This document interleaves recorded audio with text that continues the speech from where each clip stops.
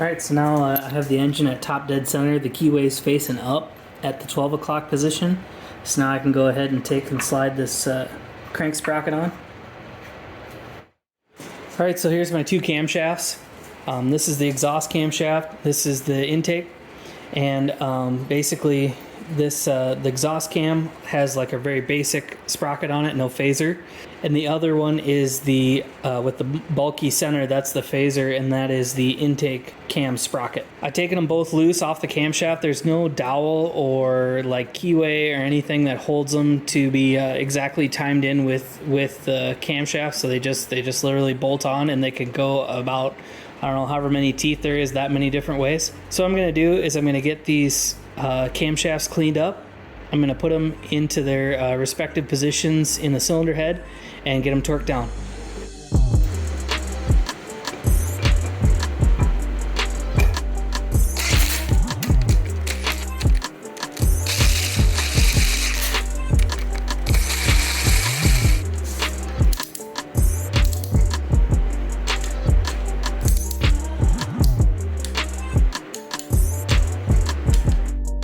Alright, so one thing I didn't mention when I was putting in the intake camshaft is that you want to put this in so that this slot is towards kind of the top half. You notice that slot is not cut right through the middle of that cam. It's actually offset to the top. So that's what you want to do with both these cams. So that's kind of the way I'm going to put this other one in. You know, it's real close to that. What you don't want to be is 180 out or do something goofy or spin them around or do anything like that. So just put them in, you know, generally in this position, and you'll be good to go. Alright, so here's the last set of cam caps right here, and the two are tied together obviously, and what you need to remember is this O-ring right here, because that seals and allows oil to flow up into this portion and get to your bearings and then also to the VCT. But anyway, you need to go ahead and put a little RTV right here all the way across, and I actually had this on there once and was almost ready to put it down, but then I remembered this little O-ring, so don't forget that guy.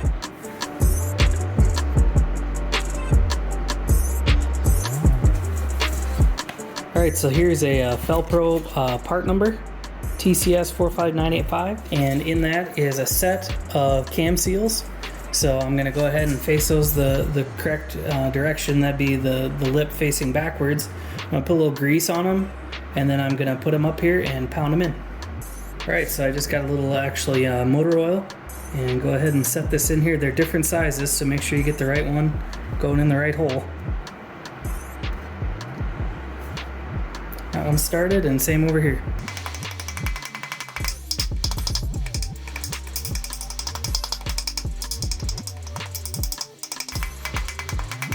Alright, so here is my exhaust cam sprocket, and it comes with this goofy looking bolt. So we're just going to get that going. I'm not going to tighten it down all the way, just get it started so that the cam sprocket can turn, but the camshaft's not turning with it. So then similarly, I took, this is the actual phaser, and on the back side, right like here, on that lip, I actually went and put some motor oil on that because I want it to be gentle on the actual lip while I'm pushing it in here. And so again, same kind of way, we're just going to get this started. Starts in really nice, spins good, and then we're just going to thread this bolt, this big E-Torx bolt in, and we're going to leave it loose. We're going to leave it not, you know, in the same way that the other one is. You can still rotate it. Alright, so now we can start the timing process here. Both of these cam sprockets are on there but loose, and they're not directly connected to these camshafts yet. Also, the crank sprocket's on, and there's a special tool that you use that aligns the back of these camshafts, and I'll explain how that works.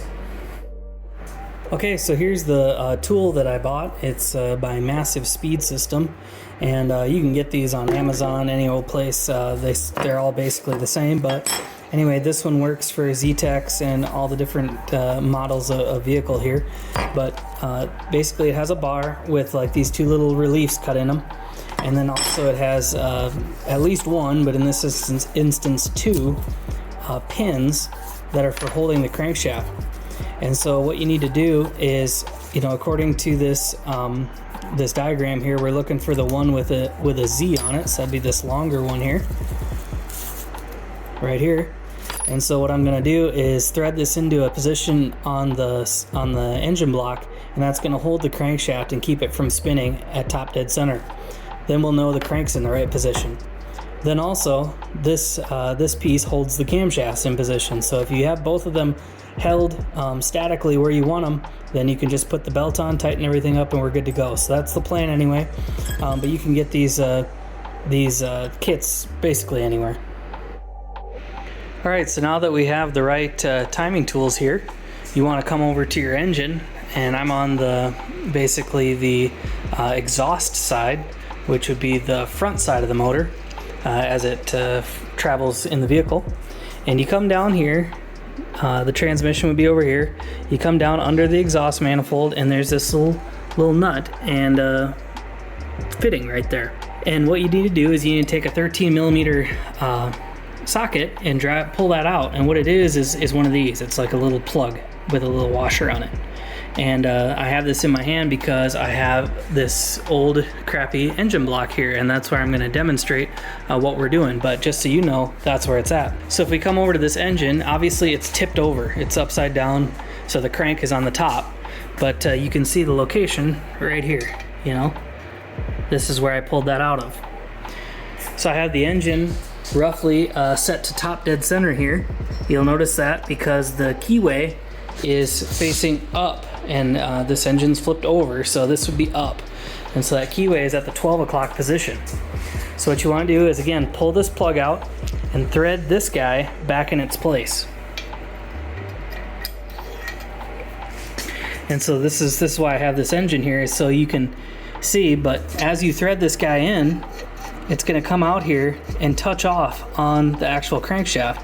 So you want to, you know, tighten it till it's bottomed. You don't have to go crazy on it, but tighten it up. There, it's tight, bottomed out against the block. And you'll notice they have this perfectly machined little square on there. And so what you're going to do is you're going to turn clockwise until it bottoms out, and you'll notice we're hit up against there. And I don't have bearings in this block. It's just a bad crank on a bad block, but you understand how this works. So you just rotate till it stops, and that's where you need to be. That is 12 o'clock. That is top dead center, and that's a handy little tool to have. Also then, with the camshafts, remember what I was saying earlier, but basically these little slots right here and right here have to fit into this tool. So it looks like the intake is really close to fitting in, and I have to tweak this one just a touch to get it to fit in. And remember, we're on the top side of the camshaft. That's where that little slot is going to be. So I'm going to make the final adjustments to get this cam tool to fit in here. You could take a crescent wrench or a big channel ox or something like that. And where you want to grab is right here on the camshaft. It has like a little, it has kind of a goofy shape right there. That's a good place to grab onto it. So I'm going to turn it just a little bit, okay? Now that one's in. For this one, I'm going to grab it with the channel ox. The shape isn't quite so good for grabbing there, but again, you want to grab on the inside of the camshaft, not the lobes or anything. So I'm going to pull it back towards me a little bit.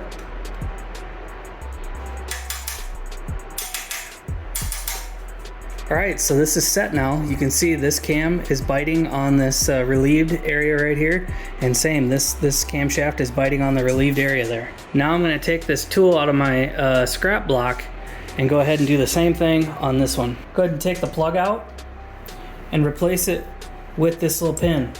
And again, my keyway is facing up at about 12 o'clock.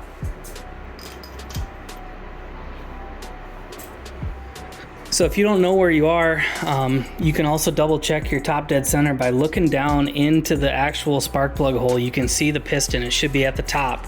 If it's not, you're not at top dead center. All right, so my side little tool is installed, and you can see the keyway is like pointing off like this. So it's just before top dead center. Top dead center be right here. It's just before that. So I'm going to take my 18 millimeter wrench here, and I'm going to turn this, and my bolt's tightening a little bit. I'm going to turn. Let's let the motor lay over. Here we go, more. There. So I turned that till I felt a dead stop, and that was that stop on the side of the motor, that purple tool. So that is at top dead center. Both of my cams are locked down. This thing is set up and in time right now. All right, so this is kind of the fun part. These are the components I'm gonna be replacing. I have the SVT unique tensioner. Only SVTs use this, and I want to say it is a discontinued part, and that this was seriously like one of the last ones out there. So if you can find one, that's great. Otherwise, I'm pretty sure there's a guy on the Facebook group that's selling springs so that you can disassemble this and put a new spring in it. But I want it all new, so I was able to find one. This is the idler pulley as well. This was off of the Craigslist engine, we'll call it. And it apparently has like 0 miles on it. It doesn't even have, it's not even like smoothed off yet. So I'm good with that. We'll run that. And then also here is the Gates belt, the blue belt. They don't make, I don't think they make the Ford one anymore. And so this is just kind of, I guess, the one people are using. So we'll try these components out and get them set up. First thing, the idler pulley goes right here, and you can just thread that in real easy.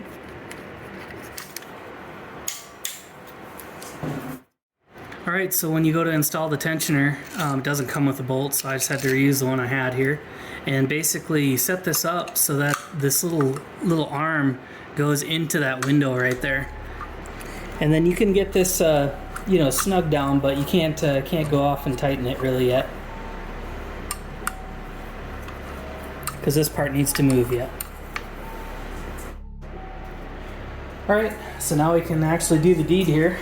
You take your timing belt and you want to start down at the actually at the crank sprocket, run up and around it, and that's kind of how you want to fit it.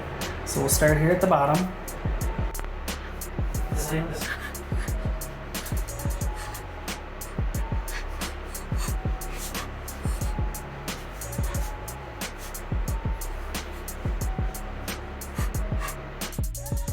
Alright, so now that the belt is actually started on there, we can move a little closer here to look at the tensioner. What you want to do is rotate this key till it's at about the 4 o'clock position, so somewhere like right in there, and then go ahead and tighten it in that location, but we can still turn it. That's the way you want it to be. So now you have your keyway at about 4 o'clock here. What you need to do is rotate it in the direction of this arrow and crank it around. And what you're watching for is this little window right here. You can see it's just hiding behind the tooth right there. It's going to move real fast all of a sudden. Keep going, keep going. Okay, now it's starting to move. See that little window? That window is going to move in, and we're going to get that line right in the middle of that. Right there, something like that. And then while you're holding it, and don't let it move, while you got this held here, you're going to go and actually get onto this bolt right here and tighten the center bolt of the tensioner to 25 Newton meters. Now that the timing belt is set up and tensioned, everything's right, these cam sprockets are still allowed to roll. They aren't going to actually move the camshafts. We have to lock them down. So what I'm going to do is I'm going to take this very small, underpowered, very old impact gun and just get this snugged up here. Something like that. And then I'm going to come over to the other one, switch over, and do the same. Hit the wrong socket. Okay, so I just got those barely snugged down. All right, now that those are just seated, I need to actually torque them down to spec. So this one's 120 Newton meters and this one's 68 Newton meters, and that will require a fair amount of force. So what I need to do is I'm going to take that tool out the back, the one that's in the back of the camshafts right here. I'm going to take that tool out and not move the camshafts at all, and then I'm going to tighten this down. So as long as you're not going crazy on this thing, you can leave that tool in there, but you can't lean on it. You can't use that tool to hold you. You can just use it as a guide. So I'm gonna put a little bit more torque on these, and then I'm gonna pull it out and do it just on its own. And the reason you don't want to crank on these with that tool in there is because it'll snap the ends of the camshafts off. And so the previous owner to me actually must have done that, because you can see right here the chunk of that camshaft is busted off. It's still okay, it still, you know, works. But if that would completely break off of there, then you'd have not really any way to time it. So you want to use a crescent wrench and hold on to this thing, or a channel lock, something to hold on to that, so you can really get it snug down nice and tight.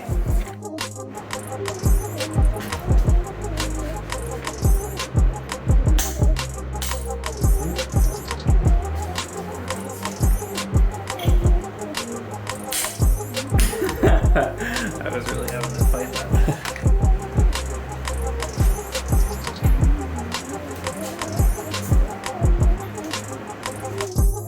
All right, so I had to get my dad to come over and help me torque these bolts down there.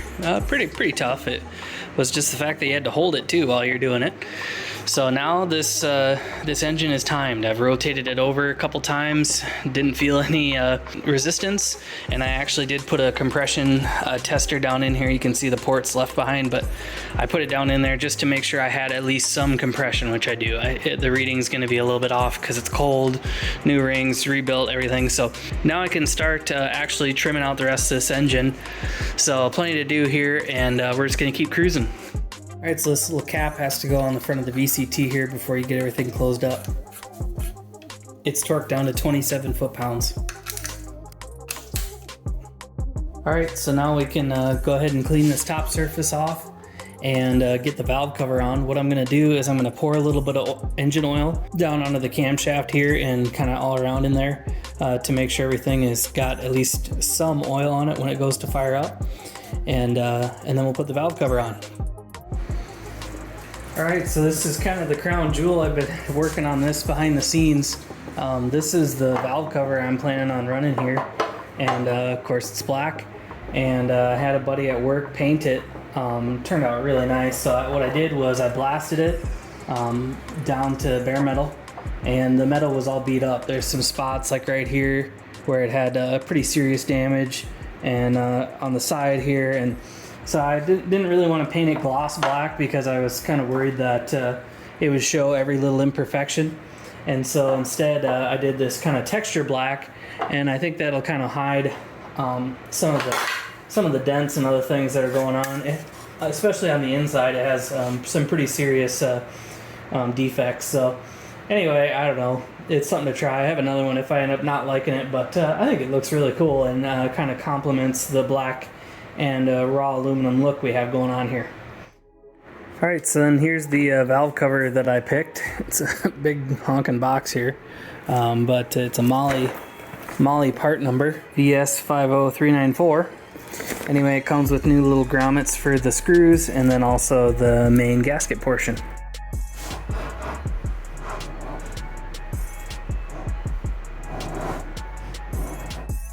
So here's the bolts that go onto the valve cover here, and they come with a little rubber grommet on them.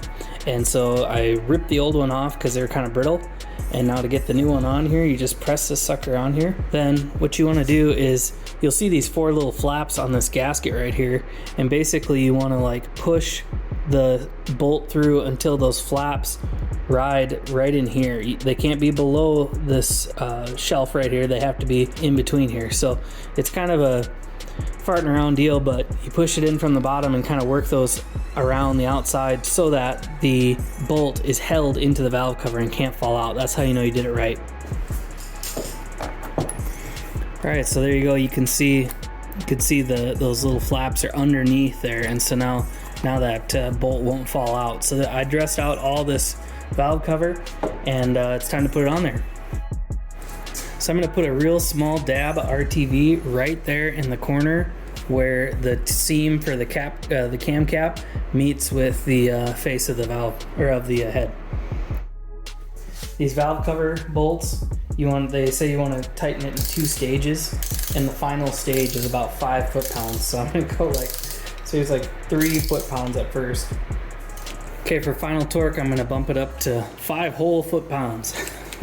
Start from the inside, work your way out. Now the valve cover's on, we can move on to these 3 little timing cover pieces. So the 2 plastic pieces have to go on first, and then the aluminum piece goes on second. This one here's the bottom, that one's the middle, and then this guy is the top.